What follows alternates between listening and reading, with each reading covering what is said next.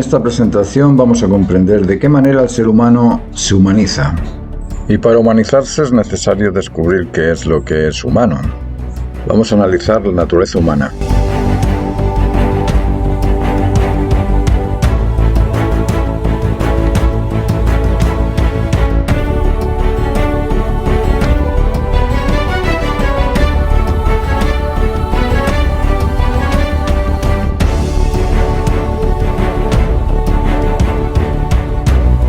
Ni la filosofía, ni la ciencia, ni la religión ha sido capaz de explicar con claridad qué es eso que determinamos humano, qué es la humanidad. La humanidad es una serie de factores, una serie de facultades, una serie de recursos que tenemos la especie humana que nos hace distintos al resto de las especies. Las especies naturales operan gracias a aquello que llamamos naturaleza directiva inherente, o aquello que denominamos instinto, o aquello que llamamos naturaleza vegetativa, o aquello que llamamos simplemente fuerza. Los humanos tenemos algo más que fuerza, tenemos poder, pero en ningún caso me refiero al poder explicado por Nietzsche, es otro tipo de poder. Y ese poder es lo que nos caracteriza. Tenemos el poder de dominio sobre aquello que las otras especies no pueden controlar o dominar. Tenemos el poder de dominio sobre los instintos, dominio sobre las virtudes, dominio también sobre el celo, sobre aquellos excesos y aquellas carencias. Y lo humano es aquello que determina esa facultad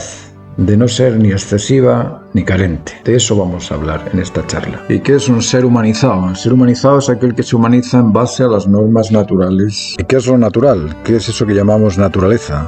¿Cuáles son los principios básicos fundamentales de la naturaleza? Analizando los fundamentos esenciales de la naturaleza podemos llegar a comprender cuál es la naturaleza humana. Cuando hablamos de la naturaleza estamos hablando del universo, estamos hablando del cosmos, estamos hablando del mundo, estamos hablando de todo. La naturaleza es inclusiva, es decir, incluye absolutamente a todo, mientras que la nada lo excluye a todo y excluye también a aquel que pueda apreciarla, por lo tanto la nada no existe. Lo que sí existe es el todo, y ese todo se compone de cierto orden, puesto que lo llamamos cosmos, y cosmos es un derivado del orden, y si existe orden, ha de existir también un ordenado en base a una ordenanza. Vamos a comprender cuáles son esas ordenanzas básicas de la naturaleza del todo, o cuáles son esas ordenanzas básicas de la naturaleza de la creación. Por ordenanzas naturales tenemos ciertas normas de comportamiento, ciertas normas de convencimiento y ciertas normas de convivencia que tenemos que analizar y estudiar para poderlas aplicar en nuestro diario vivir.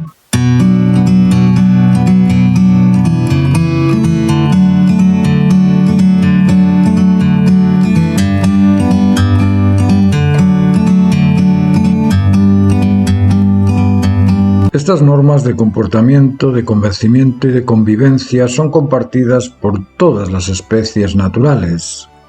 De una u otra manera, todas las especies conviven, todas las especies se ajustan y todas las especies comparten un tipo de comportamiento que es beneficioso para el bien común, que es ajustado al sentido común y que es también el ideal de las especies o el ideal común. Del estudio del ideal común se encarga la filosofía, del estudio del sentido común o del sentido ajustado a la naturaleza de la razón se encarga la ciencia, y del bien común se encarga la política o la religión. El bien común, el sentido común y el ideal común son tres aspectos en uno. La ciencia no puede postular conocimientos si no es a través de la epistemología. La epistemología es un fundamento filosófico. La filosofía no puede demostrar si no es a través de deducciones, inducciones o demostraciones científicas. Luego, la ciencia y la filosofía son hermanas gemelas, no pueden separarse la una de la otra. ¿Y qué las liga a las dos? Las liga el religio. El religio es religar y religar es religión. Luego la religión es el conector entre la ciencia y la filosofía. Las tres se necesitan para hacer una demostración completa y justa de la verdad.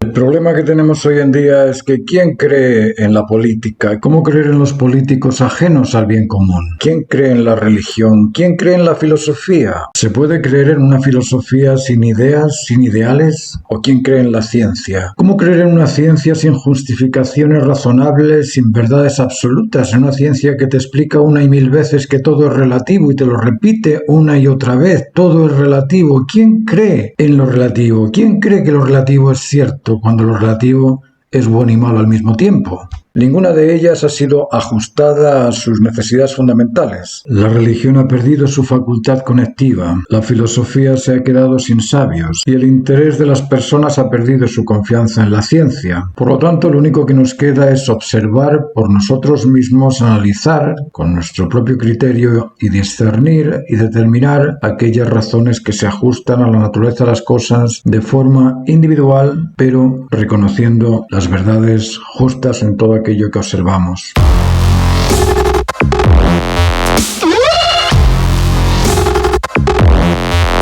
El momento ha llegado.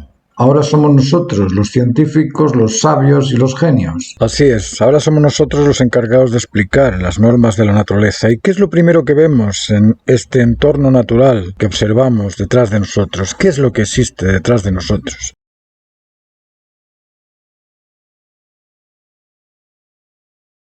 Existe una conectividad constante e inmanente, existe la conexión entre todas las cosas. Aquí tenemos la conexión entre el tiempo y el espacio, tenemos la conexión entre las plantas y el suelo, tenemos la conexión entre el espacio y las montañas, entre el sol y la sombra. Estamos viviendo en un entorno y en ese entorno estamos conectados con el aire, con el espacio, con el tiempo, con todos estos elementos que nos hacen conectivos. Cada ser es un grupo de sistemas conectados. Nosotros tenemos en conexión constante nuestro sistema cardiovascular con nuestro sistema nervioso, con nuestro sistema linfático, con nuestro sistema digestivo, con nuestros riñones, es decir, todo existe dentro de nosotros interconectado, lo uno con lo otro. ¿A qué se debe todo esto? Se debe a que la naturaleza, el elemento fundamental de la naturaleza de la creación es la conectividad. La conectividad es el primer fundamento esencial de toda realidad. Toda realidad es en sí un objeto conectado con su naturaleza y la naturaleza se conecta con ese objeto creado. En esa unión simbiótica, causa y consecuencia, sujeto-objeto, existe aquello que llamamos realidad.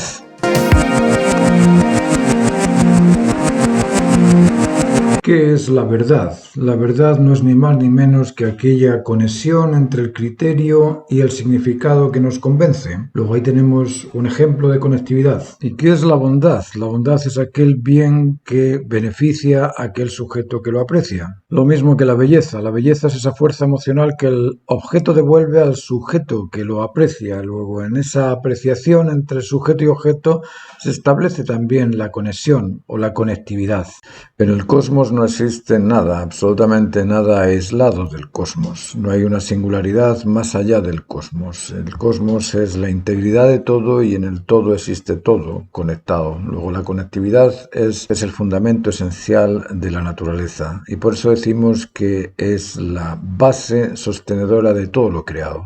Cuando observamos las especies naturales nos damos cuenta de que entre todas ellas existe la conectividad independientemente de la cualidad de depredado o de depredador que exista en cada una de ellas, pero ninguno declara la guerra a la otra especie o declara la extinción de la especie vecina. Los únicos que declaramos ese tipo de extinción somos los seres humanos cuando nos deshumanizamos.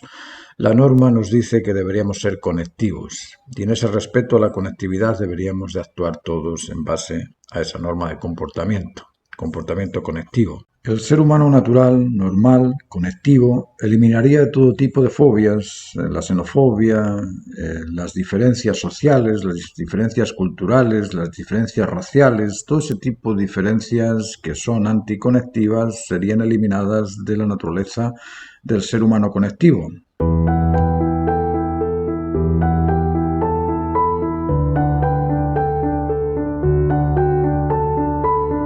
Si la primera ley de la naturaleza o la ley fundamental de la creación es la conectividad, La segunda de las leyes fundamentales de la naturaleza es la dualidad complementaria.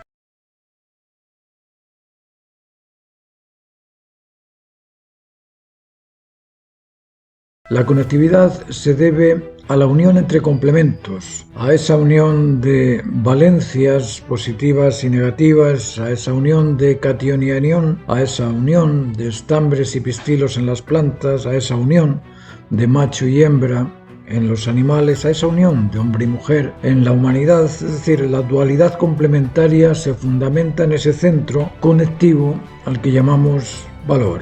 La creación entera es una manifestación de aspectos duales, arriba y abajo, dentro, fuera, cálido, frío, luminoso y oscuro, y en las mismas especies tenemos en las partículas, hay partículas de valencia positiva y de valencia negativa que se complementan, hay catión y anión en las moléculas que se complementan, pistilo y estambre en los vegetales que se complementan, masculino y femenino en los hombres, macho y hembra en los animales. Es decir, en toda la creación existe esa dualidad complementaria, y no es una dualidad de aspectos aislados, independientes y sin conexión con lo otro. Cuando hablamos de luz estamos implicando la existencia de la oscuridad. Cuando hablamos de grande estamos implicando la existencia de lo pequeño. Cuando hablamos de un aspecto complementario estamos también de alguna forma determinando aquello que lo completa.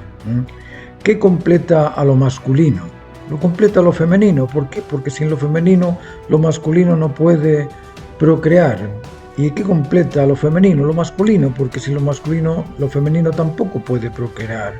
Es decir, esas valencias de catión y anión, positivo y negativo, estambre y pistilo, son complementos unos de los otros, no son aislados, no viven de una forma independiente, sino que viven por una razón, la razón que los justifica necesarios para la perpetuidad de esa determinada especie a la que pertenecen en cada estado.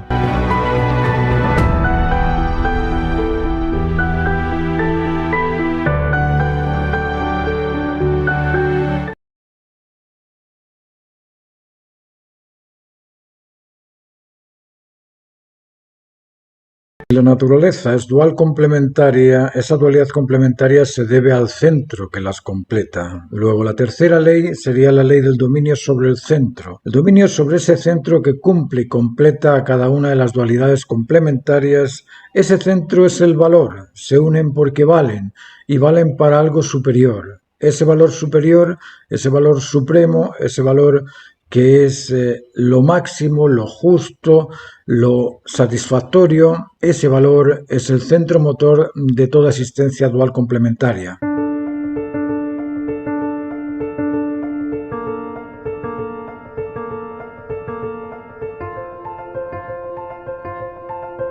Todo lo observado, absolutamente todo lo observado, contiene información.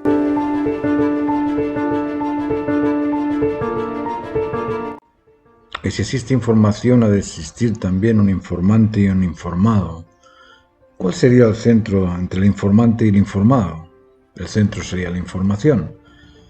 ¿Pero de dónde sale la información? Porque la información, sí, yo puedo decir que este objeto X es un objeto por una razón de ser. Y todo objeto es por una razón de ser. Esa razón de ser es el elemento lectivo que justifica esa información del ser. Y yo lo reconozco. Pero soy yo quien reconoce esa información contenida en el objeto. Cuando digo que esto es una taza, estoy diciendo que ese objeto taza existe por alguna razón y para satisfacer alguna necesidad, puesto que ha sido un objeto creado. La necesidad la satisface en base a algún apreciador, no lo satisface sola por sí sola la taza. Es decir, todo aquello que observamos se debe a una razón de ser, y esa razón de ser es la razón originaria de esa cosa que observamos. Cuando nos planteamos la existencia del ser y nosotros pensamos que somos seres únicos, y en esa unicidad tenemos que realizarnos, nos tenemos que realizar en base a nuestra propia determinación, en base a nuestro propio criterio, en base a nuestra propia apreciación de la razón de ser de cada uno de nosotros, o tenemos que investigar cuál es nuestra verdadera razón de ser para podernos realizar en base a esa justificación que declara necesaria esa razón de ser, yo quien soy. Esto hay que examinarlo y hay que pensárselo bien, porque la naturaleza es la creadora. Yo no he decidido crecer, ni multiplicarme, ni ejercer el autocontrol. Yo no he decidido eso, nunca decidí que esa era mi labor de ser, es decir, que tenía que crecer, madurar, hacerme viejo, hacerme anciano, hacerme padre, hacerme hermano, hacerme esposo, hacerme todo ese tipo de aspectos que la naturaleza me permite ser y hacer. Pero yo no lo he determinado, no ha sido una decisión particular mía, como la taza tampoco decidió su existencia. La existencia de la taza se justifica en base a la necesidad del autor. La existencia del ser se justifica también en base a la necesidad del autor. Y el autor puede que sea el genoma, o puede que sea la fuerza que creó ese genoma, o puede que sea la energía que se transformó en esa fuerza, o puede que sea la intencionalidad, selectividad y poder contenida en esa energía que te realiza, pero te realiza en tanto cumples con esa razón de ser. Al cumplir con tu razón de ser, te realizas. Pero no te realizas decidiendo por ti mismo qué es lo que quieres ser. Luego, el dominio sobre el centro es el rector inmanente, invariable, inmutable, es el rector de todos los aspectos de la naturaleza. Y el dominio sobre el centro está gestado en los valores de plenitud, justicia y cumplimiento del deber. Ese sentimiento de plenitud te hace feliz. Ese sentimiento de justicia te hace ajustado, convencido, seguro de ti mismo. Y el sentimiento de haber cumplido con el deber te hace ser responsable. Y decimos que el ser humano es libre, autónomo y responsable. Entonces la única manera de cumplirlo es optando por aquella alternativa que beneficia siempre a todos, no por aquella alternativa que solamente me beneficia a mí. En la actualidad se determina la libertad como capacidad de optar por cualquier cosa. Y eso se cree que es la libertad, sin darnos cuenta de que ese cualquier cosa, cuando no está ajustándose a las normas de la naturaleza nos elimina. Si yo decido porque quiero beber algo envenenado, porque quiero, bueno, pues la naturaleza me va a decir que no, que eso no lo puedo tomar. Luego la naturaleza determina qué es lo bueno y qué es lo malo para ti. No lo determinas tú, lo determina la naturaleza. Y en eso debemos de ser muy insistentes. A no ser que obremos por el bien común, no vamos a adquirir nunca el sentido común y por lo tanto no vamos a comprender cuál es el ideal común. Esa humanidad que llevamos dentro se inicia en el respeto a las normas naturales, en el convencimiento de todo tipo de reglamentos naturales y en el establecimiento vincular, en la lealtad y fidelidad al ideal común humano. Del ideal común humano se derivan el sentido común humano y el bien común humano. Haz un ejercicio sencillo. Busca entre las cosas que están a tu alrededor algún objeto creado, no un objeto accidental, sino algún objeto creado que no haya sido originado para satisfacer una necesidad intencional.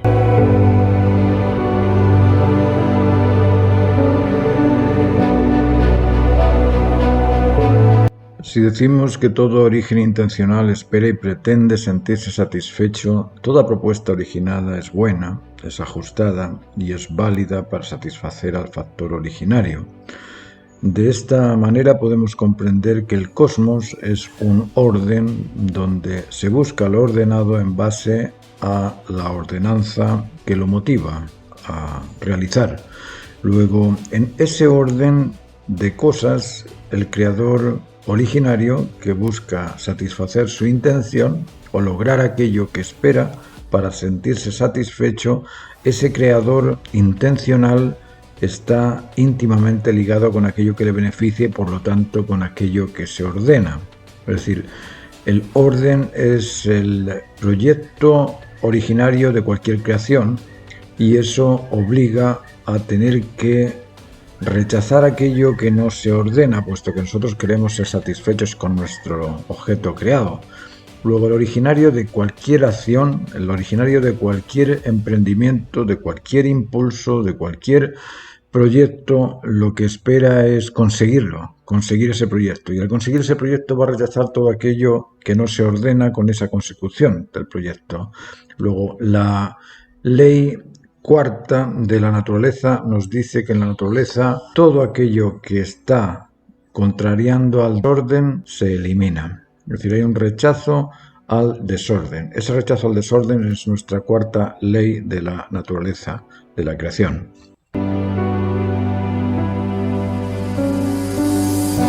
Así vemos como las ramas de los árboles cuando se secan se transforman en abono, lo mismo que los cuerpos de los animales cuando se mueren se transforman en abono, es decir, aquello que no es útil para la vida, aquello que no es útil para el ordenamiento cósmico, aquello que desordena el orden natural se transforma en algo útil. Se transforma en algo útil. No es que se elimine, sino que se transforma en algo útil. Y también podemos ver cómo los animales rechazan aquellas hojas o aquellas sustancias que no son agradables. Nosotros rechazamos aquello que es venenoso. Todo aquello que nos proporciona un desorden, ese desorden es negado por el orden universal, es rechazado por el orden universal del cosmos. Por eso decimos que el cosmos es un orden.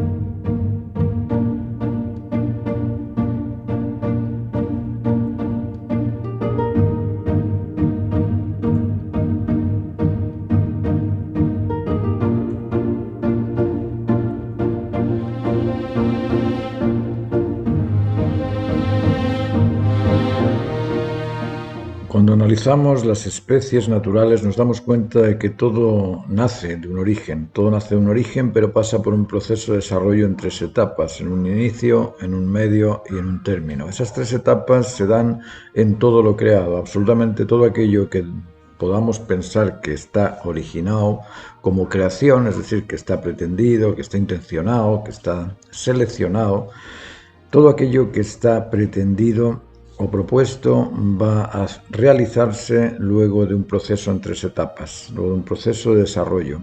Estos procesos progresivos de desarrollo implican ciertas estadías, ciertas circunstancias, ciertas normas que son aplicables a la vida para poder existir en coincidencia con el cosmos, y esas normas aplicadas a la vida son normas de comportamiento, normas de convencimiento y normas de convivencia. En la naturaleza vemos esas normas de convivencia entre las especies, entre los animales que son depredados y entre los depredadores. Existe un tipo de convivencia entre ellos, es decir, no todos depredan al mismo tiempo ni eliminan las especies de una forma inmediata, sino que existe cierto nivel de comportamiento y de convivencia ajustado a ciertas normas naturales o a cierto sentido común compartido por todas las especies para poder perpetuarlas. Todo lo creado se madura o se cumple o se realiza mediante un proceso de desarrollo progresivo en 3 etapas.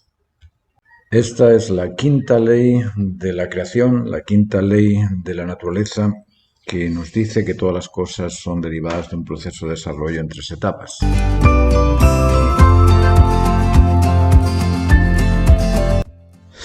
Por eso vemos en la creación como las plantas, por ejemplo, nacen, crecen, se desarrollan, parten de una semilla, raíz, tallo y hojas. Esas son las 3 etapas más o menos que podemos ver en las plantas. En los seres humanos vemos también el periodo ovular, el periodo embrional, el periodo fetal.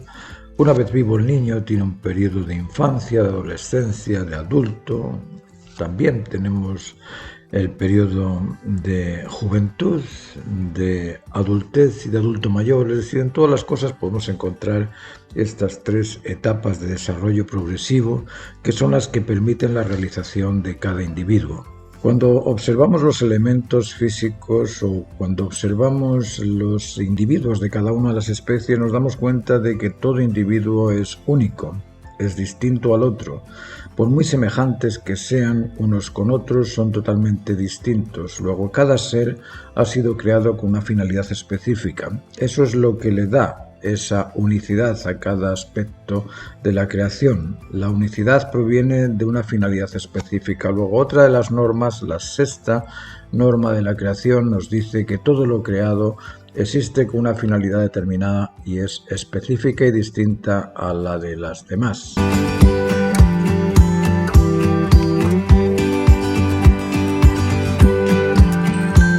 Probablemente haya personas que crean en la igualdad, que todavía piensen que es posible ese tipo de igualdad entre individuos o entre especies o entre los elementos simples, pero nosotros vemos elementos simples totalmente distintos los unos a los otros.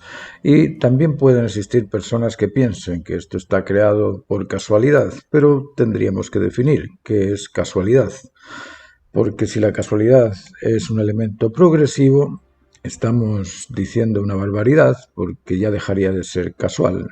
También es posible que existan personas que creen en la evolución o en el desarrollo evolutivo, es decir, que las cosas se crean para ser cada vez mejores, pero si son cada vez mejores, tenemos que determinar en qué son mejores, si son mejores emocionalmente hablando, intelectualmente hablando, conductualmente hablando, y si son mejores en algunos de esos aspectos es porque cumplen con la razón de mejorar el justificativo anterior, es decir, ya no son casuales, ya no están ahí por casualidad o por miles de millones de años o por algún tipo de anomalía que le llamamos mutación, sino que existirían en base a un desarrollo evolutivo, es decir, a un desarrollo progresivo donde van mejorando en cada etapa, pero van mejorando en base a alguna medida que establece su mejoría. Y si existe esa medida, existe una razón que justifica esa medida, luego ya no son por casualidad.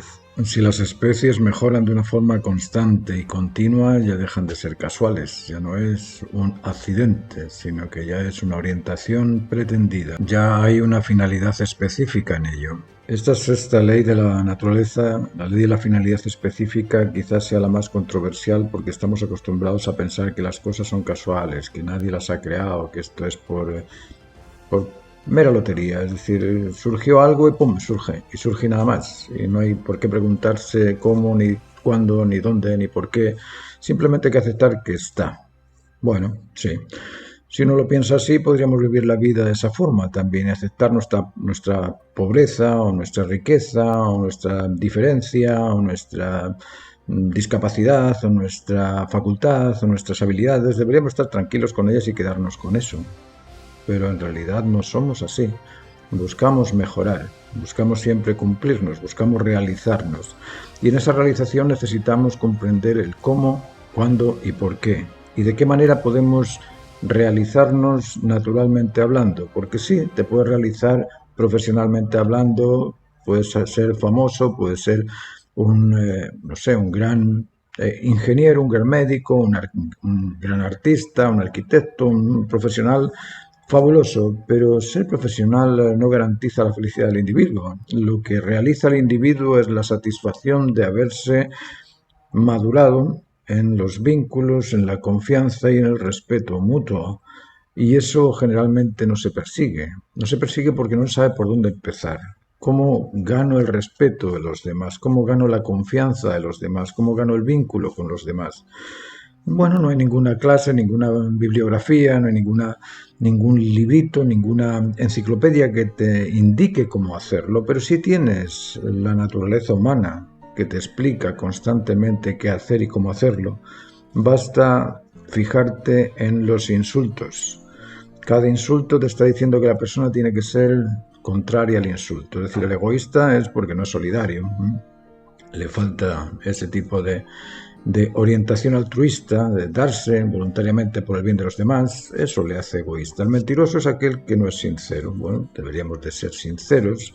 El indiferente, el arrogante, el inoperante, el sobreprotector, es decir, todos estos adjetivos que nosotros le ponemos a las conductas que no son las adecuadas, nos están diciendo cómo son las conductas adecuadas. Así es que lo único que tenemos que hacer es ir con una cartillita y apuntar en esa cartillita todos aquellos aspectos que vemos derivados de los insultos, es decir, que son la contraparte del insulto, la otra porción del insulto.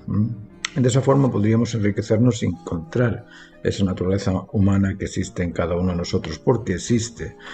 El tema es que somos libres, autónomos y responsables, y como somos responsables no necesitamos que nos venga el profesor, no necesitamos al maestro que nos indique. Si lo encontramos, mejor. Bienvenido sea. Pero si no la encontramos, nosotros somos los responsables de saber cuál es nuestro origen, nuestra identidad y nuestro propósito. El origen, identidad y propósito es aquello que te crea esa dignidad humana. Cuando comprendes tu origen, tu identidad y tu propósito, te haces digno, merecedor de ser llamado natural, o de ser llamado normal, o de ser llamado humano. Pero si no has encontrado ese origen, esa identidad y ese propósito natural, todavía sigues siendo adolescente. ¿Por qué? Porque adoleces de la comprensión de tu propia realización. Porque es fácil decir que quiero realizarme. Eso es muy fácil, lo decimos todos. Lo difícil es encontrar qué es lo que me realiza. Y para eso son estas clases, para eso son estas orientaciones, no para hacerte, no para realizarte, porque yo no puedo realizar a nadie, pero sí puedo orientarles en el camino de la búsqueda, para que les sea más fácil encontrar aquello que yo he encontrado. Yo he encontrado muchas cosas que son útiles, tremendamente útiles, pero necesito el interesado que las quiera aprender. Y no basta con escuchar una clase o con escuchar una presentación. Estamos acostumbrados a ir al cine y pensar que cuando hemos visto la película ya sabemos todo de África, porque hemos visto una película de África. Entonces ya conocemos África. Somos así de banales. Sí, somos así de banales. Pero tenemos que superar esa vanidad. Tenemos que superarla y ser capaces de concentrarnos en buscar la razón justa. Y cuando encontramos la razón justa, aquella razón que es por y para... Es decir, es por eso que existe esto y es para eso que existe esto. Esa es la razón que justifica eso. Cuando encontramos esa razón nos sentimos íntegros, nos sentimos realizados, nos sentimos al menos con el libreto, nos sentimos que sabemos qué es lo que debemos hacer independientemente que después nos determinemos a hacerlo o no nos determinemos a hacerlo. A veces se puede, a veces no se puede, pero el saberlo ya te permite educar, ya te permite enseñarles a los otros. Aunque tú no lo hayas hecho, puedes educar a los otros.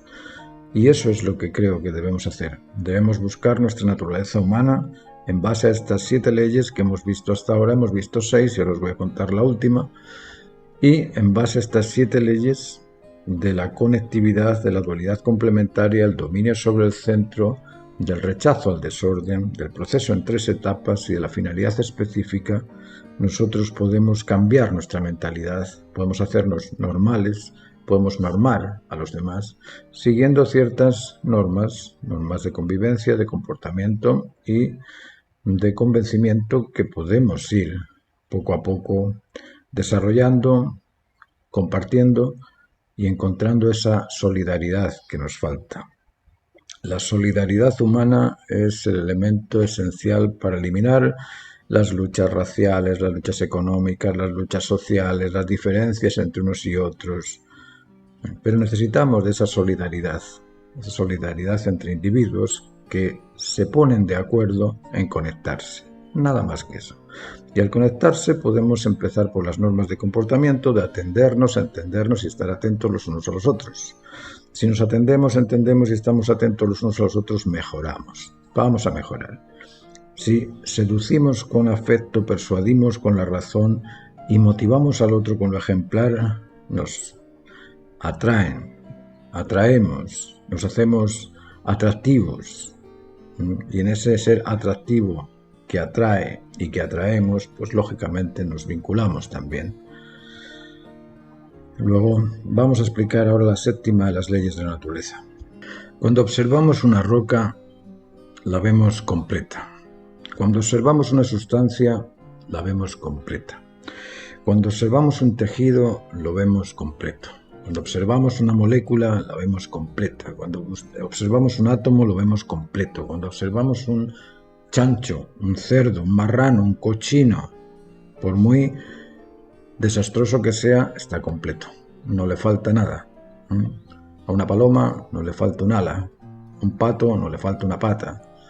A un perro no le falta nada. Las cosas están completas. La naturaleza cumple. La naturaleza cumple. Nos guste o no, la naturaleza cumple. Y de ahí se deriva eso que decimos a veces, que aquello que tú hagas, bueno o malo, va a tener consecuencias buenas o malas. Si haces cosas malas, vas a tener consecuencias malas. Si haces cosas buenas, vas a tener consecuencias buenas. ¿Por qué? Porque la naturaleza cumple, siempre cumple. En todo cumple. Cumple en las necesidades sociales, en las necesidades de las especies, en las necesidades biológicas, en las necesidades naturales, en todo tipo de necesidades la naturaleza siempre cumple. Nunca se le pasa un ápice, nada, no se le pasa nada, cumple con todo. Nosotros, como seres humanos, debemos de cumplir también con nuestra razón de ser. Nosotros, los seres humanos, somos los responsables de la biología, de la ecología, somos los responsables del ecosistema, de equilibrar a las especies para que no existan esas pérdidas de las especies o esos excesos que ocurren a veces de especies que inundan un lugar y eliminan las cosas que son necesarias para el ecosistema, ese lugar. Es decir, nosotros somos los orientadores de la naturaleza. Esa responsabilidad de crecer, multiplicarnos y ejercer el dominio sobre el celo, el dominio sobre los instintos, el dominio sobre las virtudes, es nuestra responsabilidad como humanos. A todos nos cae esa responsabilidad encima, y aquel que no la cumpla pues se va a sentir que no está maduro, que no está realizado. Pero aquel que la cumpla en el espacio, en el tiempo, en el momento que le toque vivir, aquel que cumpla con esa naturaleza de ser incondicional ante el bien común, de ser el descubridor del sentido común y ser también el orientador en el ideal común, esa persona va a ganar el atractivo de todos los demás. Luego, la séptima ley de la naturaleza es que todo lo que ha originado la naturaleza lo ha cumplido.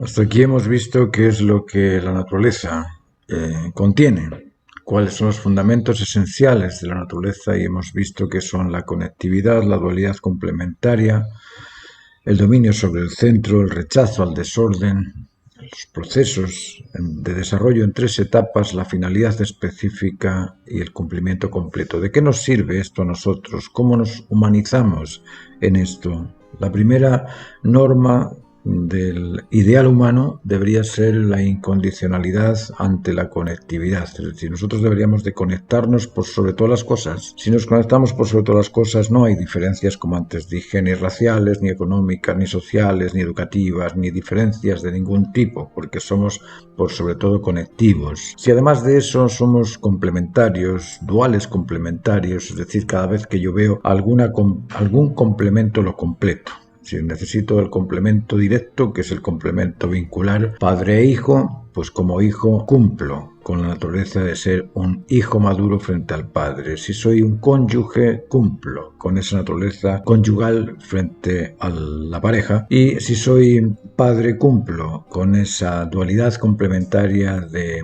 orientar, educar, proteger, cuidar y nutrir o sanar a los hijos, tanto en el aspecto mental como en el aspecto físico. Es decir, esa complementariedad dual hay que cumplirla. Si la cumplimos, nos humanizamos. Además, decimos que tenemos que centrarnos en algo que sea el centro motor de las relaciones. ¿Cuál es el centro motor de toda relación? Son los vínculos afectivos. La carencia de afecto es uno de los mayores partos que tenemos hoy en día, en cuanto a dolor me refiero. Es un dolor muy grande sentirse carente de afecto. Nos sentimos carentes no solamente de afecto, sino de confianza. Nos sentimos carentes de seguridad. Nos sentimos carentes también del respeto mutuo. Esas cosas nos deshumanizan. Por otro lado, tenemos que evitar o rechazar aquello que nos desordena, aquello que nos desconecta, y para eso nada mejor que evitar el reclamo, la acusación y el rechazo.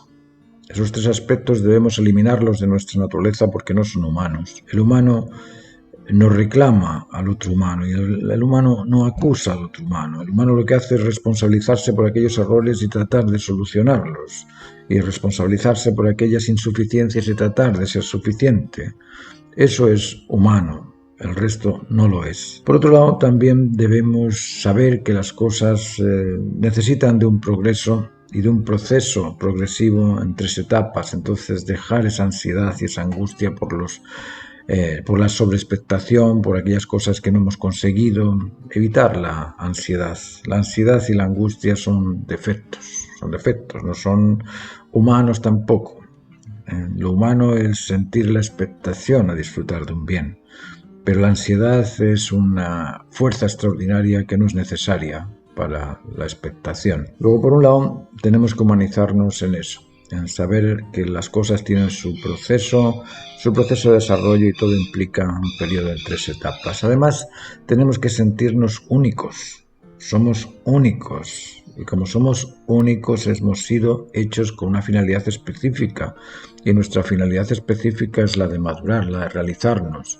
Y para realizarnos tenemos que comportarnos de una forma adecuada, atendiendo, entendiendo y estando atentos los unos a los otros. Tenemos que educarnos en cuanto al sentido común, tenemos que saber discernir, tenemos que saber también en ese discernimiento inducir y deducir para poder llegar a la razón justa. Cuando tenemos la razón justa, aquella que es constante, inmanente e inmutable, en ese momento podemos decir que tenemos la verdad, pero necesitamos de esa certeza que sea incambiable, que sea invariable, que sea constante, que sea trascendente. Y, lógicamente, si tenemos ese tipo de nociones sinceras y evitamos todo tipo de ficción, todo tipo de creación imaginaria, porque esas creaciones imaginarias, cuando no se atienden a la realidad, son mentiras. Y si son mentiras, nos confunden. Todo ese tipo de cosas, cuando las eliminamos de nuestra conciencia y vamos buscando aquellas razones justas, nos hacemos cada vez más ajustados en el sentido común, y de esa forma podemos también completar el ideal común, que es lo que esperamos. ¿Cómo se completa, cómo se cumple el ideal común? Primero, obrando en pro del bien común. Cuando obras en pro del bien común, adquieres el sentido común. Cuando adquieres el sentido común, es muy fácil descubrir cuál es el ideal común. Ese es el patrón de conducta que nos humaniza. Y para eso tenemos que ser muy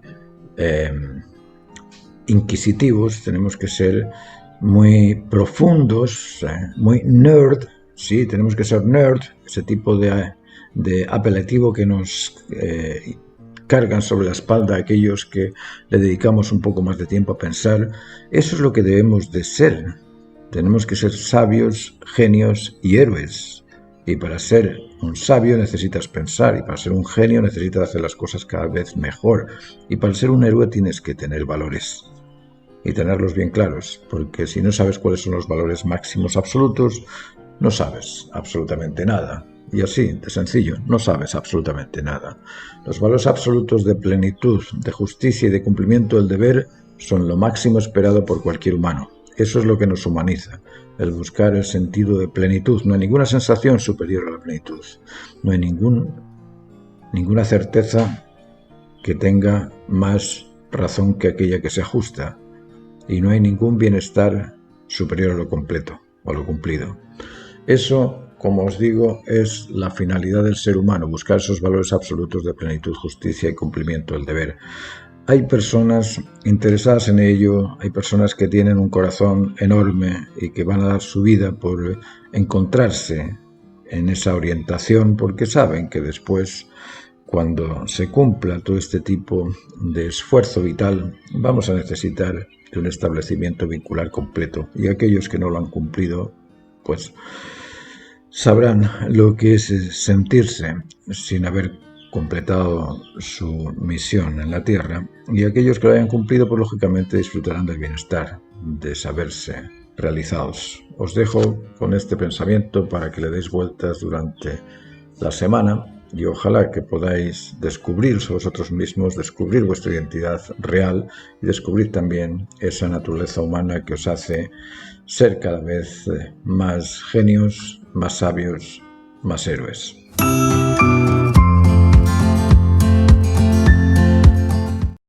Cuando hablamos del ser humano estamos hablando de algo que se nos queda demasiado grande. Hablar del ser humano normal o del ser humano natural es algo extraño. Es algo extraño porque no estamos acostumbrados a comprender qué es eso que llamamos normal. Pero por normal sentimos que es alguien que es incondicional ante el bien común. Ese alguien que es incondicional ante el bien común, que es sensato en cuanto al conocimiento del sentido común y que opera por el ideal común de las personas o por el ideal común de la humanidad. Ese ser es un ser extraño. Es un ser extraño porque es un ser incondicional ante la máxima necesidad válida para todos. Y alguien que es incondicional ante la máxima necesidad válida para todos es algo muy sorprendente, por no decir extraño, por no decir ausente, dentro de esto que llamamos sociedad. El ser normal natural también es un ser que controla las virtudes, controla la prudencia, es prudente al tomar cualquier iniciativa, piensa en las consecuencias antes de decidirse, antes de tomar esa opción que considera válida, lógicamente válida siempre y para todos. Cuando considera que la opción es válida siempre y para todos, opta por ella, pero tiene ese control y dominio de saber cuándo esa alternativa es válida para todos y cuándo no. Luego ahí ejerce el control sobre la prudencia. Estamos hablando de un ser normal que ejerce el control sobre la templanza, es decir, va a tolerar ciertas cosas, pero no las va a dejar pasar, sino que se va a aislar durante un tiempo, pero va a seguir hasta conseguir aquello que pretende. Eso es templarse. Templarse es quitarse el incómodo que surge en el momento, pero cumplir con aquello que es válido siempre y para todos. Ese ser va a ser un ser con dominio sobre la templanza, va a ser también, el ser natural es un ser con dominio sobre la firmeza, es decir, aquello que inicia lo termina, y lo termina por el bien de los demás, por el bien de todo, porque opta en libertad por aquella opción válida siempre y para todos. Recordemos que libertad es la capacidad de optar por aquello que beneficia siempre a todos, porque aquello que beneficia siempre a todos no perjudica nunca a nada. Luego, ese ser capaz de controlar la prudencia, la firmeza y la templanza es un ser extraño. Es un ser extraño también aquel ser que es capaz de controlar los instintos, el instinto de protección, es decir, controla la angustia, controla la ansiedad, que son las alarmas típicas del instinto de protección. El instinto de protección es el servidor custodio de la vida, y en ese custodiar la vida nos alarma diciéndonos cuidado con eso, cuidado con aquello, porque eso es peligroso, o eso puede ser dañino o doloroso. Ahora, eso que alerta pasa, y después no hay por qué cargar el miedo sobre esa alerta, que es lo que hace la persona cuando teme. Por eso que hay que controlar el miedo, y el ser normal, natural, controla el miedo. Controla también al instinto de conservación, controla las horas de sueño, las horas de descanso, las horas de trabajo, los momentos de alimentarse y el tipo de alimentación, el tipo de hidratación. ¿Habéis visto algún ser capaz de controlar los instintos y capaz de controlar las virtudes? Bueno, pues si eso es extraño, más extraño es aquel capaz de controlar el instinto reproductivo, aquel capaz de superar la tentación del apetito intergenital prematuro. ¿Y qué es eso, el apetito intergenital prematuro? Bueno, el apetito intergenital prematuro es aquel apetito intergenital que no es maduro. Cada uno de vosotros puede pensar cuándo y cómo y de qué manera es el ser maduro en el apetito intergenital. ¿Cuándo el apetito intergenital es maduro y cuándo es inmaduro? Bueno, yo creo que no tengo que explicarme en eso. Cada uno de vosotros, si sois ya adolescentes o adultos, sabéis cuándo es maduro y cuándo no es maduro. Yo os diría que no es maduro cuando el embarazo no es deseado. Yo os diría que no es maduro cuando resulta que es previo a la maduración del individuo, cuando el individuo carece de los recursos explicativos para poder orientar, curar, alimentar, educar a su descendiente. Si eres incapaz de hacer eso, bueno, es inmaduro ese acto. ¿Y para qué meternos en más detalles? Cada uno que lo piense, pero aquel capaz de controlar el apetito intergenital prematuro va a ser un ser maduro en el dominio del control del instinto reproductor. Ahora, el ser maduro natural también es capaz de controlar la incontinencia emocional, la arrogancia y la ignorancia, la inoperancia y la violencia, la sobreprotección y la indiferencia. Es decir, el ser maduro es un ser muy extraño, os digo, es muy extraño. ¿Por qué? Porque no existe ningún modelo actualmente que pueda garantizaros ese tipo de propiedad, porque esa propiedad no se ve. Sí se ve. Se ve cuando encuentras a alguien que te habla del bien común, del sentido común, del ideal común. Aquel que te lo explica ya lo sabe. Y si lo sabe, lo va a estar cumpliendo porque se va a dar cuenta del beneficio que tiene el ser normal sobre el ser anormal. O el ser natural sobre el ser innatural. O el ser humano sobre el ser inhumano. Luego las alternativas las va a tomar. Ahora, en el ambiente en el que estamos va a ser difícil encontrar a alguien que reúna esos atributos de ser capaz de controlar los instintos, controlar las virtudes y controlar el celo. Difícil. Y va a ser difícil también encontrar a alguien que sea incondicional ante el bien común porque se aprovecharían todos de él. Si tú dices que lo normal es que el ser maduro sea incondicional ante la necesidad Del inmediato, ¿cuántos inmediatos no te van a salir ahí a pedirte plata, a pedirte ayuda, a pedirte lo que tienes? Porque el resto no es maduro. Ahora, entre maduros sí que se puede tener esa incondicionalidad ante el bien común, pero solo ante maduros, ante un grupo de personas que también sean maduros o que estén orientados en la misma dirección. Luego, eso es un ser maduro. Cuando veáis a un ser capaz de controlar los instintos, controlar el celo, controlar las virtudes y además ser incondicional ante el bien común, y que conozca y explique el sentido común, y que conozca y explique cómo llegar a lograr el ideal humano común, esa persona que esté frente a vosotros con esas cualidades, cuidarlo porque es un ser modelo para todos los demás. Si lo encontráis, cuidarlo. Si no lo encontráis, haceos vosotros así, porque al haceros vosotros así vais a merecer el respeto de los demás, la confianza de los demás y el vínculo y el atractivo de los demás. Una persona que es controlada, una persona que es sincera, una persona que es honrada y que además es amable, es vinculativa, conoce las normas de la creación, las pone en práctica independientemente de sus errores y de sus incapacidades o insuficiencias, porque estamos en un ambiente de insuficiencias. Independientemente de eso, si lo encontráis, valorarlo, cuidarlo como si fuese no ya una motita de oro, como si fuese un verdadero diamante. Os dejo con esto, os dejo pensando en ello, tratad de ahondar en el significado de lo que os explico y tratad también de ponerlo en práctica para que os deis cuenta de cuál es el beneficio después de operar por el bien común, cuál es la inteligencia detrás del comprender el sentido común y cuál es también el atractivo vincular después de haber puesto en práctica este funcionamiento por el bien común.